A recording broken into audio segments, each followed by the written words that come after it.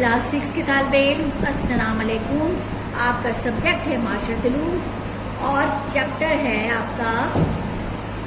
आपका है वादी सिंध की तहजीब, बाब नंबर 1, वादी सिंध की तहजीब की ज़मीन और बाशिंदे। तो बच्चों, सबसे पहले हमें वादी सिंध का तारुफ बहुत ज़रूरी है कि वादी सिंध की तहजीब कैसी थी, किस तरह ये आबाद हुई और किस तरह लोग यहाँ पे आके आबाद हुए और किसने वादी सिंध को वादी सिंध बनाया। जैसे कि आपको बच्चों पता है कि पहले ज़माने में कदीम तहजीबें ज़्यादातर दरियाओं की वादियों में ही दरियाफ्त होती थी, यानी वहीं आबाद होती थी, क्योंकि वहाँ ज़राअत आपाशी की वाफर मकदार होती थी, पानी मिलता था, दरियाओं के किनारे मिट्टी बहुत ज़रखेज़ होती है, लिहाजा दरिया की ग़िज़ा के लिए मछलियाँ फराम थी जो वहाँ के रहने वालों की ग़िज़ा का बाइस होती थी। नक़्ल हमारा बर्दारी के लिए कश्तियाँ और मुख्तलिफ सवारियाँ मौजूद थीं।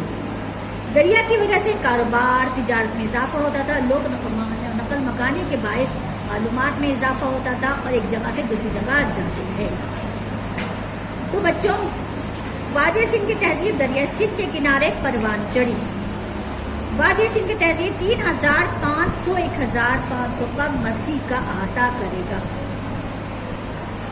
यानी कि दरिया सिंध की तहजीब दरिया सिंध के किनारे आबाद कस्बों से फैली, तकरीबन 31300 साल तक मसीह तक कायम रही और यहाँ पर मुख्तलिफ शहर थे और यहाँ का जो इक़्तिदार आला जो जिस मरकज़ी शहर पर था वो हड़प्पा था। हड़प्पा और मोहनजोदड़ो एक मुस्तकिल असास पर कायम थे, जिसमें कुशादा रास्ते थे। शहर बड़ी बड़ी फसीलों के जरिए अलग किए गए और इनमें घरों की कतारें माबैन तंग गलियाँ बनाई गईं। बच्चों, ये आपको पता है मोहनजोदड़ो और हड़प्पा तकरीबन 5000 साल पहले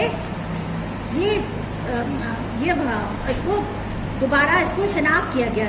ये लाड़कान के करीब जमीन की खुदाई से ये शहरों को दोबारा निकाला गया 1962 में 1962 में जब खुदाई की गई शहरों की, तो ये लाड़काना से थोड़े दूर के फासले पर तो इनको बाकायदा निकाला गया खुदाई के जरिए। बहुत सारी मालूमात या बहुत सारी चीज़ें दरियाफ्त हुई, जिससे शहर के बारे में पता चला कि यहाँ कौन लोग रहते थे और ये शहर कैसे तबाह हुआ। ये शहर कुदरती आफात के जरिए तबाह हुआ और यहाँ के रहने वाले मुख्तलिफ मज़ाहिब और मुख्तलिफ अतवार के मालिक थे।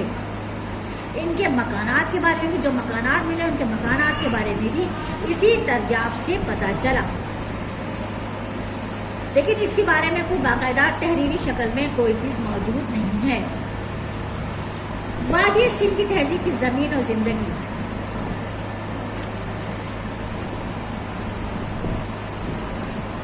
अब तक 1000 कस्बे दरियाफ्त हुए, जिनमें से इस तहजीब की शनाख्त मिली। यहाँ पे कई छोटे छोटे कस्बे होते थे जो कस्बों को मिलाकर शहर बने और इस तरह दरिया सिंध के पानी के बहाव से पड़ने वाले शगाफों के बाइस वादी सिंध की ज़मीन बहुत ज़रखेज़ हो गई। यहाँ के जो लोग यहाँ रहते थे वो किसान थे और लकड़ी के बल्लों और खींचने वाले बैलों की मदद से बड़े बड़े खित्तों को काश्त करते थे, यानी कि यहाँ पे पुराना काश्तकारी का निज़ाम था और इनकी जो मशहूर फसलें थी गंदम, जौ, दालों वगैरह शामिल थी। और इसके अलावा ये मवेशियाँ भी पालते थे, उनसे वो दूध गोश्त वगैरह हासिल करते थे और उनकी खाल से चमड़ा बनाते थे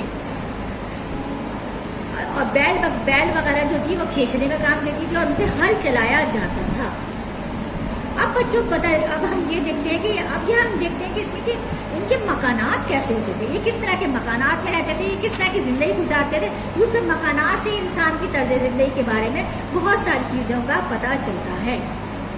मकान किस्सा। इनके मकानात धूप में पकाई हुई या कच्ची ईंटों से तैयार किए जाते थे। बहुत से मकानों में सीधे कमरा होता था, बड़े बड़े ढालान होते थे। ढालान यानी कि आंगन, जैसे कि आपके घरों में भी होते हैं।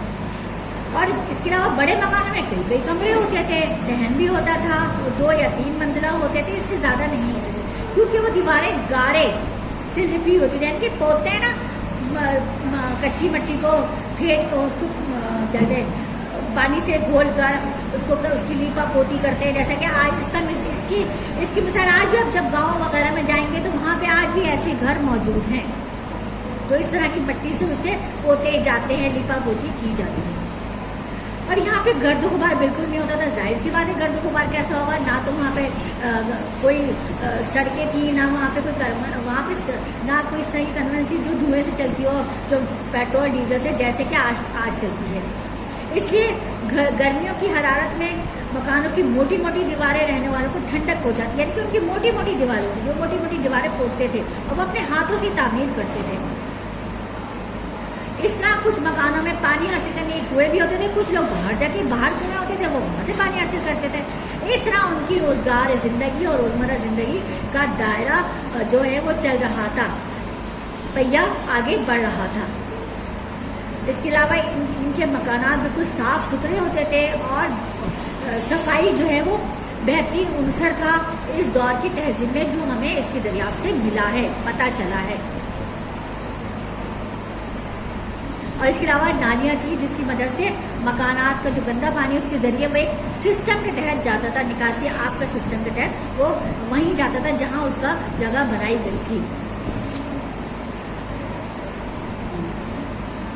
بچوں, مکان کی پانی تک آسانی سے رسائی تھی. شہر میں نکاسی آب کا بہترین نظام تھا اور کوڑا کرکٹ پھینکنے کے لیے کوڑے دان وغیرہ موجود تھے. اب ہم آپ کو ان کے پیشوں کے بارے میں بتاتے ہیں, ان کے روزگار کے بارے میں. ظاہر سی بات روزگار نہیں ہوتے, کس طرح زندگی گزارتے. اس لیے زیادہ تر لوگ تو بیوپاری تھے, یعنی کہ وہ اناج کی فصل ہوتی تھی, وہ اناج لیتے تھے, خریدتے تھے, اور اسے پسوا کر جو ہے وہ کیا کرتے تھے, اسے فروخت کرتے تھے. اور اس کے علاوہ مچھلیاں پکڑتے تھے, مچھلیاں فروخت کرتے تھے اور برتن اور ٹوکریاں بناتے تھے. اس کے علاوہ وہ مختلف ذریعوں سے اپنی روزگار زندگی حاصل کرتے تھے. زمینوں پر کاشت کی جاتی تھی, مویشی پالے جاتے تھے. ایک بہت ہی خوبصورت سسٹم تھا, خوبصورت انداز تھا ان کا زندگی گزارنے کا. ان کے ملبوسات کا انداز, ان کا لباس کیسا تھا. وہ وادی سندھ کے لوگ کام سے لباس پہنتے تھے. مرد جو ہے وہ چادر لپیٹتے, لنگوٹی باندھتے تھے. اور اس کے علاوہ دوسرے لوگ جو ہے وہ عورتیں جو تھی وہ لمبی لمبی شلواریں پہنتی تھی اور قمیضیں پہنتی تھیں, اور زیادہ تر ملبوسات سوتی ہوتے تھے. کھیل کھلونے اسی طرح اسی اعتبار سے وہاں پہ کھیل کھلونے تھے. بچے اس کھیل کھلونے کی تصویریں, اسی وہاں کے جو بچے تھے وہ اس طرح کے کھیل کھلونے لکڑی سے اور مختلف چیزوں سے تیار کیے جاتے تھے جو بچے وہ کھیلتے تھے. مذہبی عقائد, یہاں کے لوگوں کا جو مذہب تھا, جو لوگوں کا مذہب تھا وہ بدھ مذہب تھا. اور یہ بہت سارے جیسے یہ ہے نا, بہت سارے یہ ان کی مورتیاں ملی ہیں جن کی وہ پوجا کرتے تھے. اور یہ اس وادی سندھ کی تہذیب کا اہم عنصر تھا.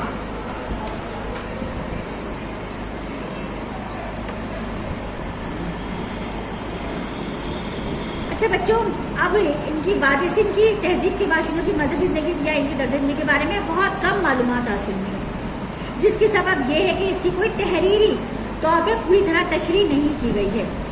اس لیے ہمیں اس کے بارے میں آپ کو مختصر ہم نے آپ کو بتایا. امید ہے کہ آپ کو کچھ معلومات اپنے شہر, اپنے صوبے کی تہذیب کے بارے میں, اس کے ابتدائی دور کے بارے میں پتہ چل گیا ہوگا. جیسے جیسے وقت گزرتا گیا تہذیب اور ثقافت میں تبدیلی آتی گئی اور موجودہ شکل ایک تبدیلی کا نمونہ ہے. تو بچوں انشاءاللہ آپ کو اس کے بارے میں پتہ چل گیا ہوگا, معلومات پہنچی ہوگی. اس لیے آج ہم آپ کو یہ چیپٹر ختم کرتے ہیں. یہ آپ کا سیکنڈ ٹرم کا پہلا چیپٹر ہے اور اس کا پہلا باب. انشاءاللہ دوسرا چیپٹر وادی سندھ کی تہذیب کا آرٹ اور فن تعمیر, یعنی کہ ہم اس کے بعد وادی سندھ کی تہذیب یعنی کہ اس کا آرٹ, اس کا فن اور فن تعمیر کیسے تھا اور وہ لوگ کیا کام کرتے تھے اس کے بارے میں آپ کو بتائیں گے. اس لیے اس کے ساتھ ہی ہمیں اجازت دیجیے.